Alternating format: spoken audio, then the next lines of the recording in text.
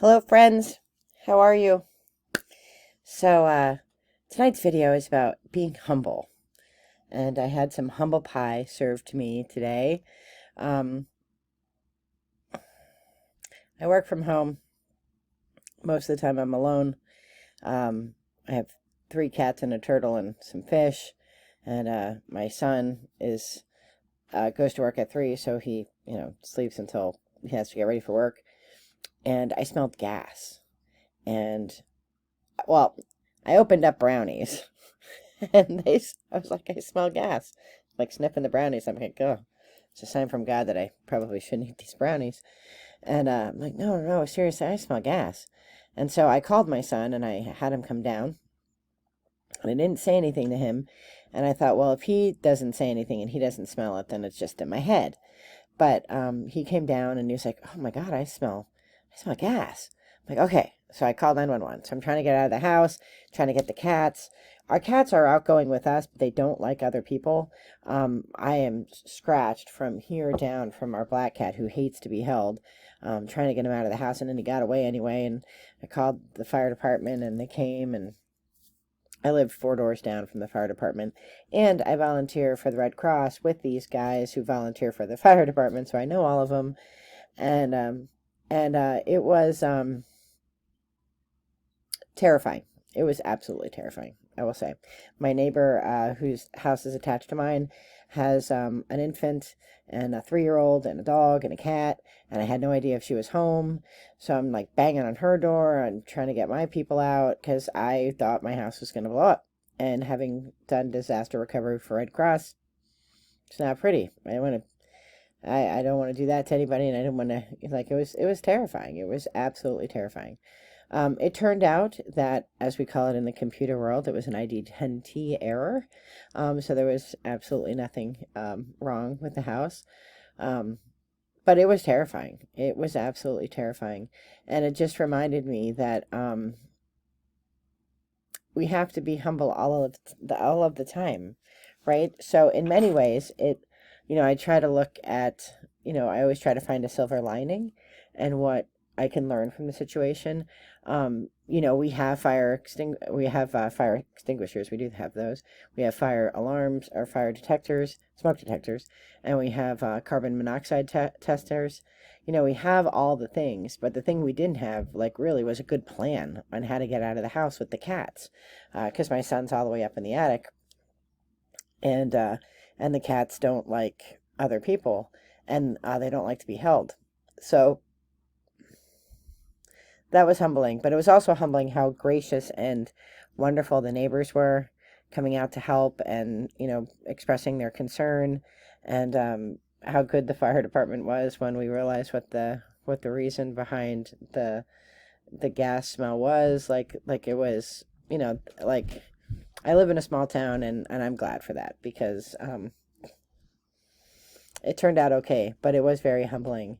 And I was thinking on my way to pipe practice tonight. Tonight was our Christmas party for Celtic United, and I love Celtic United. I'm in 2 different bands, but they're very different bands.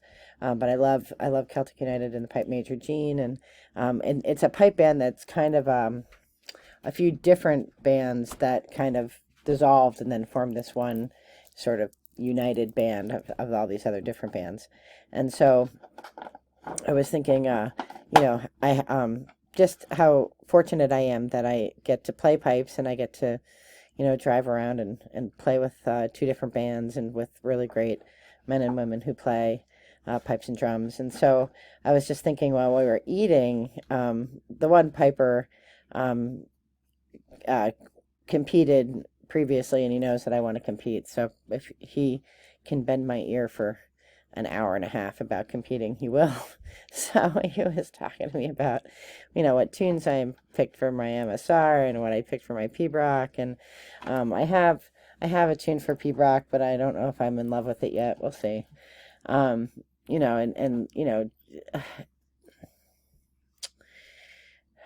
There's a way to talk about every hobby or any hobby that is, I don't know what the word for it is. Like, I probably can use a better example because this is way back when I was young, before, before I had kids, when I was young, but an adult, but young adult. I was a reenactor for the Civil War, and I did the Sanitary Commission, which is the precursor to the Red Cross. So I, of course, was a Northern unit, and I had all the clothes, and I had all the appropriate eyewear, and the whole 9 yards. And because the group that I ran with was very, very, very technical, so everything looked period correct. We spoke in character or whatever, and it was, I really, really enjoyed it. It was very, all my hobbies are so expensive. So I really enjoyed doing it. And I would remember when new people would come and they would be so excited over, like getting a skirt. And it looked like Laura Ingalls wore it, right? So they would be so excited, and it wasn't period correct. And I remember how some of the people in our group would just, they call it being Farby, right? So they would just be like, to attack them for not being period correct. I'm like, they don't know. Like, they don't know what they don't know.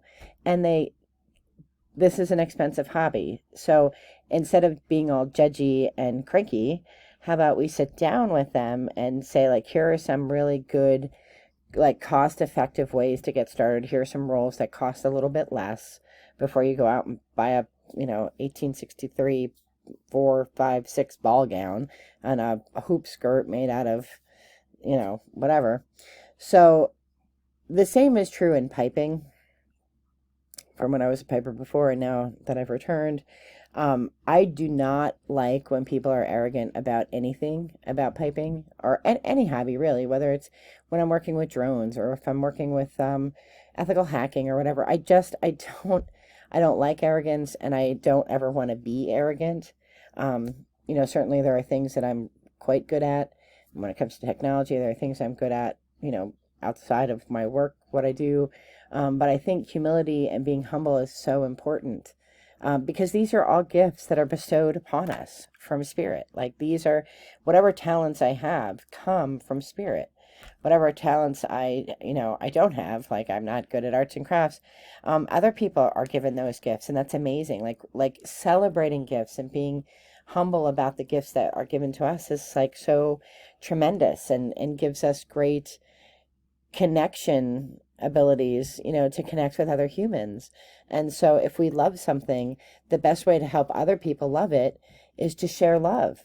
So, I teach literature. 99% of my students are not English majors, and they're mostly medical students, and they really aren't that thrilled about Henry David Thoreau or, Louisa May Alcott or Walt Whitman, and so at the end of the day, what I'm hoping for is that they will love literature. I don't care if they remember, when Walden was written. I mean, I'd like them to know that it was written during the Romantic period. I'd like them to know, that's the 1800s. I'd like them to know that. But what I really want them to think about when they're done reading Walden is like, how can I go in the woods and have a transformational experience? How can I look at nature and appreciate it, and appreciate the human condition that comes from reflection, personal reflection? So being arrogant about things is something that I really, really try to avoid, and I work really hard at. I come from a very working class background, and I'm the only person in my family to have gone to college, and except for my nieces who have come after me. I was the first one in my mom's family to go to college. I think I have one cousin who went to college, and I put myself through college. I had to work 3 jobs to go to college. So I had to work really hard for it. So maybe I appreciate it more. I don't know. I just think that we can share love and light. We can share love. We can share our passions and get other people excited about them. But the way that we do that is through like sharing love, not by being arrogant and like, I have this special skill that you do not have. And I just don't like arrogance that way. And I was reminded to be humble today, because I am a person who champions the Red Cross. I am a person who champions, being safe inside your house and what to do if you have an emergency. And when push came to shove, we did an okay job, but 2 cats would have gone up with the house because we couldn't get them. it was a reminder to be humble and to always come back to the basics. So I am wishing all of you all the very best in light and love, and I'll see you soon. Bye-bye.